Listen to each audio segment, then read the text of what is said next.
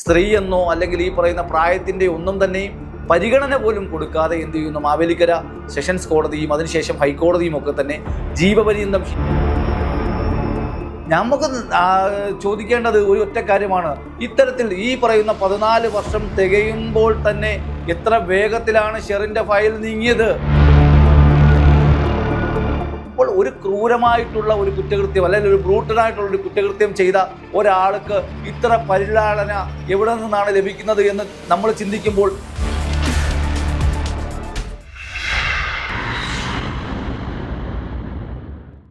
Hi hello നമസ്കാരം. എല്ലാ പ്രിയ പ്രേക്ഷകർക്കും ലോട്ടോക്സിന്റെ ഒരു പുത്തൻ എപ്പിസോഡിലേക്ക് സ്വാഗതം.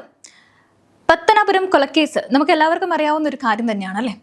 തന്റെ ഭർത്തൃപിതാവിനെ കൊലപ്പെടുത്തി 3 ജീവപര്യന്തത്തിന് ശിക്ഷിക്കപ്പെട്ട പ്രതി ഇന്ന് പുറത്തേക്ക് ഇറങ്ങുമ്പോൾ ഉയരുന്ന ചോദ്യങ്ങൾ പലതാണ്.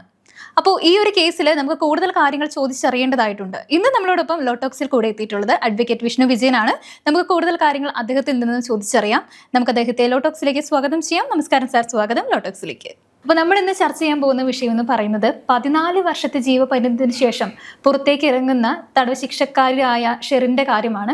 അപ്പോൾ 14 വർഷത്തിന് ശേഷം ഒരു 3 ജീവപര്യന്തത്തിനാണ് അവർ ശിക്ഷിക്കപ്പെട്ടിട്ടുള്ളത്. എന്നാൽ 14 വർഷത്തിന് ശേഷം പുറത്തിറങ്ങുമ്പോൾ അതിനെക്കുറിച്ച് സാറിന് എന്താ പറയാനുള്ളത്?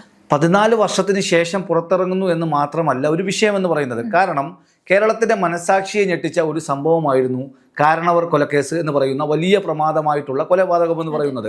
കാരണം ഈ പറയുന്ന ഷെറിൻ്റെ നേതൃത്വത്തിൽ ഷെറിൻ്റെ പ്രണേതാക്കൾ അല്ലെങ്കിൽ ഗുണ്ടകളെന്ന് പറയുന്ന ആളുകളെ സ്വന്തം വീട്ടിലേക്ക് വിളിച്ചു വരുത്തി ഒരു സീനിയർ സിറ്റിസൺ ആയിട്ടുള്ള തൻ്റെ ഭർത്താവിൻ്റെ അച്ഛനെ എന്ത് ചെയ്യുന്നു, ക്രൂരമായി കൊലപ്പെടുത്തുന്നു. 2009 അതിനുശേഷം എന്ത് ചെയ്യുന്നു, തെളിവുകൾ നശിപ്പിക്കപ്പെടുന്നു. അതിനുശേഷം എന്ത് ചെയ്യുന്നു, എന്താണ് പറഞ്ഞത്, ആദ്യഘട്ടത്തിൽ ഷെറിൻ്റെ മൊഴി എന്തായിരുന്നു, ഒരു കള്ളൻ എന്ത് ചെയ്തു, വീട്ടിലേക്ക് കടന്നു കയറി കള്ളന്മാരാണ് മോഷണശ്രമത്തിനിടയിലാണ് എന്ത് ചെയ്യുന്നത്, കാരണവർ വധിക്കപ്പെട്ടത് എന്നാണ് പറഞ്ഞത്. പിന്നീട് ശാസ്ത്രീയമായിട്ടുള്ള അന്വേഷണത്തിൽ ശാസ്ത്രീയമായിട്ടുള്ള തെളിവെടുപ്പിൽ ഫോൺ രേഖകൾ പരിശോധിക്കുന്നതിലൊക്കെയാണ് ഈ പറയുന്ന ഷെറിനിലേക്ക് അന്വേഷണം എത്തുകയും അതിനുശേഷം ഷെറിനെ എന്ത് ചെയ്യുന്നു, ക്രൂരമായിട്ടുള്ള പൈശാചികമായിട്ടുള്ള ഒരു കുറ്റകൃത്യമായതുകൊണ്ട് തന്നെയും സ്ത്രീ എന്നോ അല്ലെങ്കിൽ ഈ പറയുന്ന പ്രായത്തിൻ്റെ ഒന്നും തന്നെയും പരിഗണന പോലും കൊടുക്കാതെ എന്ത് ചെയ്യുന്നു, മാവേലിക്കര സെഷൻസ് കോടതിയും അതിനുശേഷം ഹൈക്കോടതിയും ഒക്കെ തന്നെ ജീവപര്യന്തം ശിക്ഷയിലേക്ക് വിധിക്കപ്പെട്ടിട്ടുള്ളത്.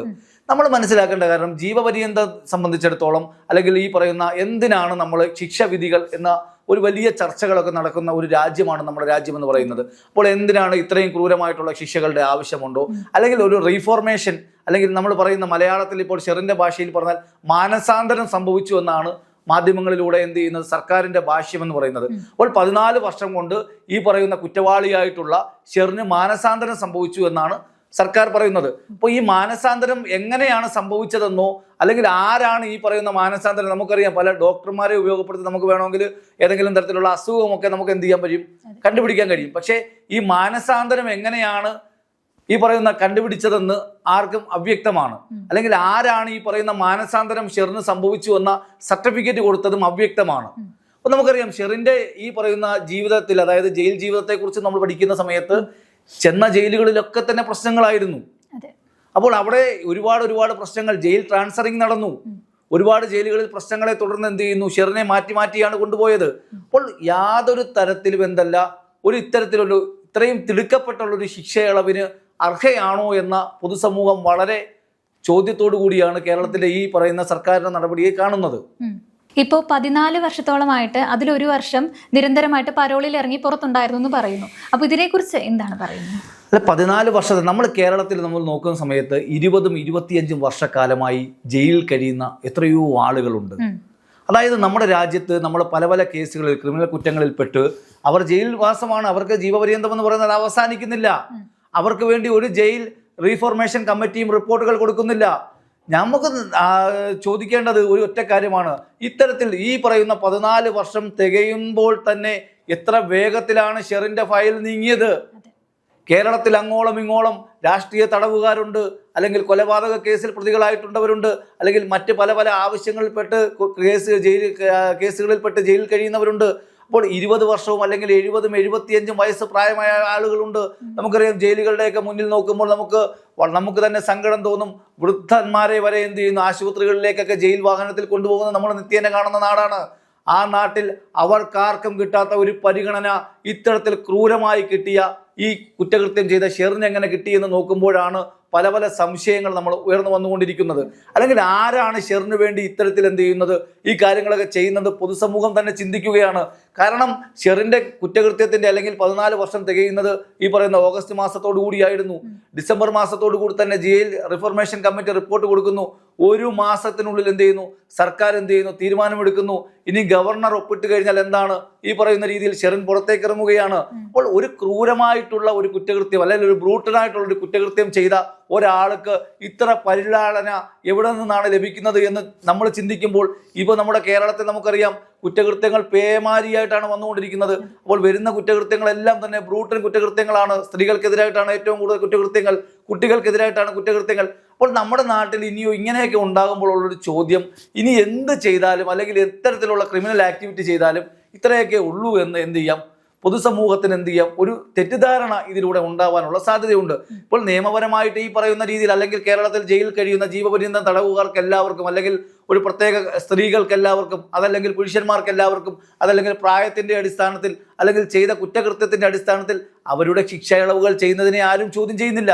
കാരണം റീഫോർമേഷൻ അല്ലെങ്കിൽ ഈ പറയുന്ന മാനസാന്തരമൊക്കെ ഉണ്ടായവരൊക്കെ പുറത്തു വന്നോട്ടെ. ആരെയും ജയിലിലിട്ട് എന്ത് ചെയ്യേണ്ട ആവശ്യമില്ല. എല്ലാ കാലത്തും ജയിലിലിട്ടത് കൊണ്ട് ഈ പറയുന്ന അവരുടെ ഉണ്ടായ കുടുംബത്തിനുണ്ടായ നഷ്ടങ്ങളോ അല്ലെങ്കിൽ മരിച്ചാൾ തിരിച്ചു വരികയോ ഒന്നും ചെയ്യുകയില്ല. പക്ഷേ ഇവിടെ ഒരു പ്രത്യേക ഒരു പർട്ടിക്കുലർ ആളിന് വേണ്ടി മാത്രം എന്ത് ചെയ്യുന്നു, നിയമത്തിന്റെ വേഗത കൂടുന്നു. അതാണ് സംശയം ജനിപ്പിക്കുന്നത്. ഇപ്പം ഞാൻ പറയാം, ഇപ്പം നമ്മുടെ കുറ്റകൃത്യങ്ങളിൽ ഈ റീസെൻ്റ് ആയിട്ട് വന്ന നമ്മുടെ ഗ്രീഷ്മയുടെ കാര്യം തന്നെയായിരുന്നു. അപ്പോൾ ഈ ഇളവ് ലഭിച്ചു എന്ന് പറയുന്നത് പെൺകുട്ടിയാണ്, അതുപോലെ പ്രായമൊക്കെ കണക്കാക്കിയിട്ടാണ് ഇപ്പോൾ കോടതി 14 വർഷത്തെ ശിക്ഷയ്ക്ക് ശേഷം പുറത്തിറക്കിയിരിക്കുന്നത്. അപ്പോൾ ഇതേപോലെ നമ്മുടെ ഗ്രീഷ്മയുടെ വിഷയത്തിൽ ഗ്രീഷ്മയ്ക്ക് കൊടുത്തിരിക്കുന്നത് തൂക്കുകയറാണല്ലോ. ഇതേപോലെ എന്തെങ്കിലും ഇളവ് ലഭിക്കാനായിട്ട് ഇനി സാധ്യതയുണ്ടാവും? തീർച്ചയായിട്ടും ഇനി ഒരുപാട് ഗ്രീഷ്മമാരും അല്ലെങ്കിൽ ഒരുപാട് ചെറുന്മാരും ഒക്കെ തന്നെ എന്ത് ചെയ്യും, ഇത്തരത്തിൽ വഴിവിട്ട ഇളവിന് വേണ്ടി നമ്മുടെ നാട്ടിലേക്ക് വരും. നമുക്ക് പക്ഷേ ഒരു കാര്യം ഞാൻ മനസ്സിലാക്കുന്നിടത്തോളം സുപ്രീം കോടതിയുടെ കൃത്യമായ നിരീക്ഷണം ഇക്കാര്യങ്ങളിലൊക്കെ ഉണ്ട്. അവസാനം ഉണ്ടായ ഈ പറയുന്ന ബിൽക്കിസ് ബാനു കേസിൽ ഉൾപ്പെടെ ഈ പറയുന്ന 11 പേരെ വിട്ടയക്കുകയും പിന്നീട് കോടതി ഇടപെട്ട് സുപ്രീം കോടതി എന്ത് ചെയ്യുന്നു, അവരെ തിരിച്ച് ജയിലിലേക്ക് വിളിക്കപ്പെടുകയൊക്കെ നമ്മൾ കണ്ടതാണ്. അന്ന് സുപ്രീം കോടതി കൃത്യമായിട്ട് എങ്ങനെയാണ് ഈ റിവിഷൻ പെറ്റീഷൻ കൈകാര്യം ചെയ്യേണ്ടതെന്നും ആ മാനദണ്ഡങ്ങൾ 5 മാനദണ്ഡങ്ങളാണ് സുപ്രീം കോടതി ഏർപ്പെടുത്തിയിട്ടുള്ളത്. അപ്പോൾ ആ കാര്യത്തിൽ പറയുന്ന രീതിയിൽ എന്താണ്, ജയിലിലെ പെരുമാറ്റം ഒരു പ്രധാനപ്പെട്ട ഘടകമാണ്. ആ കുറ്റകൃത്യത്തിൽ ഏർപ്പെട്ട ആളുടെ പൊട്ടൻഷ്യൽ, അതായത് ഇപ്പോൾ അതേ ഏതെങ്കിലും തരത്തിലുള്ള പുറത്തേക്ക് ഇറങ്ങിയാൽ അതേ ഏതെങ്കിലും രോഗബാധിതനോ അല്ലെങ്കിൽ ഈ പറയുന്ന ഏതെങ്കിലും വീണ്ടും കുറ്റകൃത്യത്തിൽ ആവർത്തിക്കപ്പെടാൻ സാധ്യതയുണ്ടോ എന്നുള്ള പരിശോധനകൾ ആവശ്യമാണ്. അങ്ങനെ ഈ പറയുന്ന സമാനമായിട്ടുള്ള നിയമങ്ങളെയും അല്ലെങ്കിൽ സുപ്രീം കോടതി ജഡ്ജിമെന്റുകൾക്കും ഒക്കെ എതിരായിട്ടാണ് ഇത്ര വേഗത്തിൽ അല്ലെങ്കിൽ ഇത്ര തിടുക്കം പിടിച്ചെന്ത് ചെയ്തിട്ടുള്ളത് ഈ ഷെറിന്റെ ജയമോചനത്തിന് വേണ്ടി എന്ത് ചെയ്യുന്നത്, സർക്കാരുകൾ എന്ത് ചെയ്യുന്നത്, ഇത്തരത്തിലുള്ള നിയമങ്ങളെ വളച്ചൊടിക്കുന്നത്. അക്കാര്യത്തിൽ യാതൊരു സംശയവുമില്ല. അല്ലെങ്കിൽ നമുക്കറിയാം കേരളത്തിൽ ജനങ്ങളുടെ ജീവിത നിലവാരവുമായി ബന്ധപ്പെട്ട് അല്ലെങ്കിൽ ജനങ്ങളുടെ ജനജീവിതവുമായി ബന്ധപ്പെട്ടുള്ള എത്രയോ ഫയലുകളാണ് സെക്രട്ടേറിയറ്റുകളിൽ കെട്ടിക്കിടക്കുന്നത്. അല്ലെങ്കിൽ നമ്മൾ കേരളത്തിന്റെ മുഖ്യമന്ത്രി ആദ്യത്തിൽ എന്താണ് അധികാരത്തിലെത്തിയപ്പോൾ പറഞ്ഞത് തന്നെ എന്താണ്, ഓരോ ഫയലും ഓരോ ജീവിതങ്ങളാണ്. 10,000-കണക്കിന് ലക്ഷക്കണക്കിന് ഫയലുകളാണ് എന്ത് ചെയ്യുന്നത്, കെട്ടിക്കിടക്കുന്നത്. എന്തിനേറെ പറയുന്നു, മുഖ്യമന്ത്രിയുടെ നേതൃത്വത്തിൽ കേരളത്തിലെ മന്ത്രിമാരുടെ നേതൃത്വത്തിൽ 20 ജില്ലകളിൽ അല്ലെ 14 ജില്ലകളിൽ നടത്തിയ ജനസമ്പർക്ക പരിപാടിയിൽ എത്രയെത്ര അപേക്ഷകളുണ്ട്, എത്രയെത്ര അപേക്ഷകൾക്ക് പരിഹാരമാവാനുണ്ട്. അല്ലെങ്കിൽ ജനങ്ങളെ ബാധിക്കുന്ന, ഈ നാട്ടിലെ യുവാക്കളെ ബാധിക്കുന്ന, വിദ്യാർത്ഥികളെ ബാധിക്കുന്ന, സ്ത്രീകളെ ബാധിക്കുന്ന എത്രയെത്ര കേസുകളുടെ ഫയലുകളാണ് അന്തി ഉറങ്ങുന്നത്. പക്ഷേ അതിനൊന്നും തന്നെ എന്ത് ചെയ്യുന്നില്ല, ഈ വേഗത കാണുന്നില്ല. അതൊക്കെ ഒച്ച പോകുന്ന പോലെയാണ് പോകുന്നത്. പക്ഷേ ഈ ഷെറിന്റെ വിഷയത്തിൽ എന്ത് ചെയ്യുന്നു, അതിവേഗത്തിലാണ് നടപടി സ്വീകരിച്ചിട്ടുള്ളത്. അത് കേരളത്തിലുള്ള ഇനിയും ഇത്തരം കുറ്റകൃത്യങ്ങൾ ചെയ്യാൻ അല്ലെങ്കിൽ സമൂഹത്തിന് ഒരു തെറ്റായ മെസ്സേജാണ് നൽകുന്നത് എന്ന കാര്യത്തിൽ യാതൊരു സംശയവുമില്ല. ഇപ്പോൾ ഈ ഷെറിന്റെ കാര്യം പറയുകയാണെങ്കിൽ ജയിലിൽ ഉൾപ്പെടെ നിരവധി മൊബൈൽ ഉപയോഗിച്ചു, അതുപോലെ തന്നെ തടവുകാർക്കിടയിൽ പലതരത്തിലുള്ള പ്രശ്നങ്ങൾ ഉണ്ടാക്കി എന്ന് പറയുന്ന കേസിലാണെങ്കിലും അതൊന്നും വകവയ്ക്കാതെയാണ് ഇപ്പോൾ ഒരു നിലപാട് എടുത്തിരിക്കുന്നത്. അപ്പോൾ അതിനെക്കുറിച്ച് എന്താണ് പറയാനുള്ളത്? അതാണ് ഒരു പെട്ടെന്ന് ആർക്കും അറിയില്ല എന്താണ് മാനസാന്തരം, എത്ര വേഗത്തിൽ എന്ത് ചെയ്യുന്നു. അതായത് ഈ ശിക്ഷാ കാലയളവിലെല്ലാം തന്നെ ഒരു ക്രിമിനലിനെ പോലെ അല്ലെങ്കിൽ ഇനിയും പുറത്തിറങ്ങിയാൽ ഇനിയും ക്രൈം ചെയ്യുമെന്നുള്ള ആക്ടിവിറ്റിയിൽ അല്ലെങ്കിൽ ആ ഒരു ധാർഷ്ട്യത്തോടു കൂടിയാണ് ജയിൽ ഉദ്യോഗസ്ഥർ പോലും രഹസ്യമായി പറയുന്ന പത്രങ്ങൾ റിപ്പോർട്ട് ചെയ്യുന്നു ഈ ഷെറിന്റെ പെരുമാറ്റം എന്ന് പറയുന്നത്. അപ്പോൾ ആരാണ് ഈ ഷെറിനെ സംരക്ഷിക്കുന്നത്? ഏറ്റവും വലിയ ലജ്ജാകരമായ കാര്യം, ഈ കൊടും ക്രിമിനൽ ആക്ടിവിറ്റി നടത്തിയ ഈ ഷെറിന് വേണ്ടി ഇന്ന് ഭരണകക്ഷിയിലെ പല നേതാക്കന്മാരും ഇരുന്ന് ചാനലുകളിൽ ഇരുന്ന് എന്ത് ബാധ്യതയാണ് ഇവരെ സംരക്ഷിക്കേണ്ടത് കേരളത്തിന്? അല്ലെങ്കിൽ എന്ത് ബാധ്യതയാണ് ഇത്തരത്തിലൊരു മെസ്സേജ് കേരളത്തിന് കൊടുക്കേണ്ടത്? അല്ലെങ്കിൽ ഒരു പൊതുവായിട്ടുള്ള ഒരു പ്ലാറ്റ്ഫോമിന്റെ പേരിൽ അവർക്ക് ഏതെങ്കിലും തരത്തിലുള്ള ഈ പറഞ്ഞ പോലെ ജയിൽ ശിക്ഷ ഇളവ് ഒരു സംഘം ആളുകൾക്കോ അല്ലെങ്കിൽ ഒരു കൂട്ടം ആളുകൾക്കോ എന്ത് ചെയ്യുന്നു, പെറ്റീഷന്റെ അടിസ്ഥാനത്തിൽ അവർക്ക് ഇളവ് കൊടുക്കുന്നതിനെ ആരും എതിർക്കുന്നില്ല. പക്ഷേ ഈ സ്പെസിഫിക് കേസ് അല്ലെങ്കിൽ ഇത്രയും ബ്രൂട്ടറി ആയിട്ട് ചെയ്ത ഒരു സ്വന്തം വീട്ടിലേക്ക് ഗുണ്ടകളെ വിളിച്ചു വരുത്തി വീട്ടിലുള്ള ഒരാളെ കൊലപ്പെടുത്തി അതിനുശേഷം ആ കൊലപാതകം മറച്ചു വെച്ചുകൊണ്ട് ആ കൊലപാതകത്തിൽ അല്ലെങ്കിൽ സ്വത്ത് തട്ടുവാൻ അല്ലെങ്കിൽ ആ ഒരു കുടുംബത്തെ തന്നെ ഇല്ലാതാക്കിയ ഒരു, അതായത് ആ കാരണവരുടെ ചരിത്രം നമ്മൾ പരിശോധിക്കുമ്പോൾ നാട്ടുകാരൊക്കെ ഇപ്പോൾ പറയുന്നത് നമുക്കറിയാം. ഇപ്പോൾ വീണ്ടും പറയുന്നു, എന്താണ് ഈ പറയുന്ന അമേരിക്കയിലാണ് അദ്ദേഹം വലിയ കാലയളവ് ജീവിച്ചത്. അപ്പോൾ സമാധാനപൂർവ്വം നാട്ടിലെത്തി ജീവിക്കാൻ വേണ്ടി നാട്ടിലെത്തിയ ഒരു വ്യക്തിയാണ്. അപ്പോൾ നമ്മുടെ നാട്ടിലേക്ക് നിരവധിയായിട്ടുള്ള പണം അല്ലെങ്കിൽ ഈ പറയുന്ന NRI ആയി നിന്നുകൊണ്ട് നാടിൽ ഒരുപാട് സംഭാവന ചെയ്ത ഒരു മനുഷ്യനെ ക്രൂരമായി കൊലപ്പെടുത്തിയ ഒരാൾക്ക് എന്തൊരു പരിലാളനയാണ് ലഭിക്കുന്നത്. അത് കേരളത്തിലെ പൊതുസമൂഹം വളരെ ഗൗരവത്തോടു കൂടിയാണ് കാണുന്നത്. ഇപ്പൊ 3 ജീവപര്യന്തമാണ് ഷെറിന് ലഭിച്ചിരിക്കുന്നത്. 3 ജീവപര്യന്തം എന്ന് പറയുന്നത് 14 വെച്ച് കൂട്ടി നോക്കിയാൽ 42 അപ്പോൾ ഇങ്ങനെ പുറത്തിറങ്ങാനായിട്ട് സാധ്യതകളുണ്ടോ? അല്ല, പുറത്തിറങ്ങാൻ സാധ്യതകൾ ഇപ്പോൾ ഈ പറയുന്ന സർക്കാരിന്റെ തീരുമാനം വന്നതോടുകൂടി തന്നെ ഇനി ഗവർണർ ഒപ്പിട്ട് കഴിഞ്ഞാൽ സ്വാഭാവികമായിട്ടും എന്ത് ചെയ്യാം, ഷെറിന് പുറത്തിറങ്ങാം. പക്ഷെ ഞാൻ മനസ്സിലാക്കുന്നിടത്തോളം ഇന്ത്യയിലെ കോടതികൾ അല്ലെങ്കിൽ നിയമ സംവിധാനത്തിൽ ഇതിനകത്ത് ബാധ്യതയുണ്ട്. കാരണം സുപ്രീം കോടതിയുടെ ഓർഡർ ഞാൻ നേരത്തെ പറഞ്ഞ കേസിൽ ബിൽക്കിസ് ബാനു കേസിൽ വളരെ വ്യക്തമാണ്. കാരണം ഷെറിനെ സംബന്ധിച്ചിടത്തോളം ഒരിക്കലും എന്ത് ചെയ്യാൻ കഴിയില്ല, ഷെറിന് ഇത്തരത്തിലുള്ള ഇളവുകൾ ലഭിക്കാൻ യോഗ്യല്ല. അങ്ങനെ ഇളവുകൾ ലഭിക്കുന്ന ഒരു പ്രത്യേകമായിട്ടുള്ള അല്ലെങ്കിൽ ഇത്ര വേഗത്തിൽ ഷെറിനെ, അതിൽ തന്നെ നമ്മൾ നോക്കുന്ന സമയത്ത് നേരത്തെ സൂചിപ്പിച്ചതുപോലെ തന്നെ ഏകദേശം 1 വർഷ കാലയളവോളം എന്താണ് പരോളിലാണ്. 6 മാസം കൂടുമ്പോൾ പരോൾ ലഭിക്കുന്നു. അപ്പോൾ പരോൾ ലഭിക്കുന്ന എന്ത് ചെയ്യുന്നു, അതിൽ സ്വൈരവികാരം നടത്തുന്നു. അല്ലെങ്കിൽ വളരെ, അതായത് ഈ ഒരു ജയിൽ ശിക്ഷ എന്ന് പറയുന്നത് ഒരു വിനോദസഞ്ചാരമാക്കിയാണ് എന്ത് ചെയ്തിട്ടുള്ളത്, മാറ്റിയിട്ടുള്ളത്. അപ്പോൾ അതിനുശേഷം പുറത്ത് വരികയും ചെയ്യുന്നു. അപ്പോൾ ഇനി എന്താണ് ഈ കേരളത്തിൽ അല്ലെങ്കിൽ നമ്മുടെ രാജ്യത്ത് നിയമ സംവിധാനത്തെ തന്നെ ആളുകളുടെ എന്താണ് വിശ്വാസം നഷ്ടപ്പെടുകയാണ്. കാരണം പണമുള്ളവനും അല്ലെങ്കിൽ രാഷ്ട്രീയ സംരക്ഷണം കിട്ടുന്നവനും എന്തുമാകാമെന്നുള്ള ഒരു തോന്നലാണ് ഉണ്ടാകുന്നത്. ഇപ്പോൾ ഇത്തരം സാഹചര്യങ്ങളിൽ കൊല്ലപ്പെട്ടവരുടെ വീട്ടുകാർക്ക് ഇതിലെന്തെങ്കിലും നടപടി സ്വീകരിക്കാനായിട്ട് പറ്റും? തീർച്ചയായിട്ടും അവർക്ക് കോടതിയിലേക്ക് പോകാം. അവർ പോകുമെന്ന് തന്നെയാണ് ഞാൻ വിശ്വസിക്കുന്നത്. കാരണം അവരുടെ ഈ പറയുന്ന അവരുടെ ബന്ധുക്കളും ഒക്കെ തന്നെ ഈ ഇവരുടെ വഴിവിട്ട ജീവിതത്തിനും അതോടൊപ്പം തന്നെ ഈ ഷെറിന്റെ നടപടികൾക്കും എതിരായിരുന്നു. അപ്പോൾ ഈ ഷെറിനെ ആദ്യ അവസാനം സംരക്ഷിച്ചത് എന്ന് പറയുന്നത് ഈ പറയുന്ന മരണപ്പെട്ട അല്ലെങ്കിൽ കൊല്ലപ്പെട്ട കാരണവരെന്ന് പറയുന്ന ആളായിരുന്നു. ഈ ഷെറിന്റെ ഈ പറയുന്ന നാട്ടുകാരും അല്ലെങ്കിൽ ബന്ധുക്കളും ഒക്കെ തന്നെ ഈ ഷെറിനെ ഒറ്റപ്പെടുത്തിയപ്പോഴും അദ്ദേഹമാണ് ചേർത്ത് നിർത്തിയത്. അപ്പോൾ അതിന്റെ ശിക്ഷയാണ് ഷെറിൻ എന്ത് ചെയ്തത്, നൽകിയിട്ടുള്ളത്. സ്വാഭാവികമായിട്ടും ഇനിയും ഷെറിൻ പുറത്തേക്ക് ഇറങ്ങിക്കഴിഞ്ഞാൽ മറ്റുള്ളവരുടെ ജീവൻ അപകടത്തിലാണ്.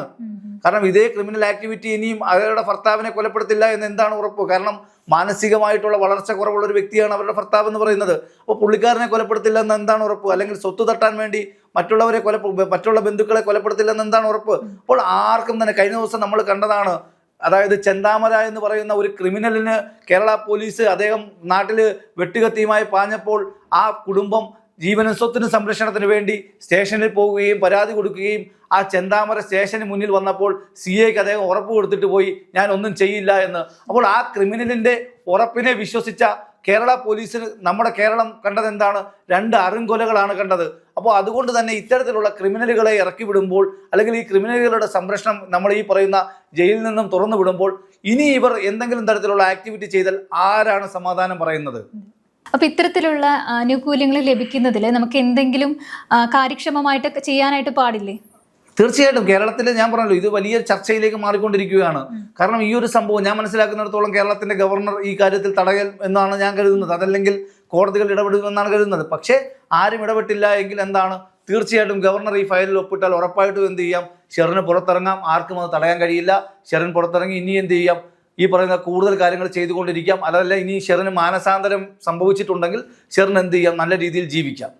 ഇന്നത്തെ ലോട്ടോക്സിയുടെ വൈൻഡപ്പ് ചെയ്യാൻ സമയമായിരിക്കുമ്പോൾ നമ്മളിന്ന് സംസാരിച്ചുകൊണ്ടിരുന്നത് പത്തനാപുരത്തെ ഷെറിൻ കേസിനെ കുറിച്ചായിരുന്നു. കൂടുതൽ കാര്യങ്ങൾ നമുക്ക് മനസ്സിലാക്കാനായിട്ട് സാധിച്ചു. ഇതുപോലെ തന്നെ നമുക്ക് മറ്റൊരു എപ്പിസോഡിൽ മറ്റ് ചർച്ച പ്രാധാന്യം അർഹിക്കുന്ന വിഷയവുമായി കണ്ടുമുട്ടാം.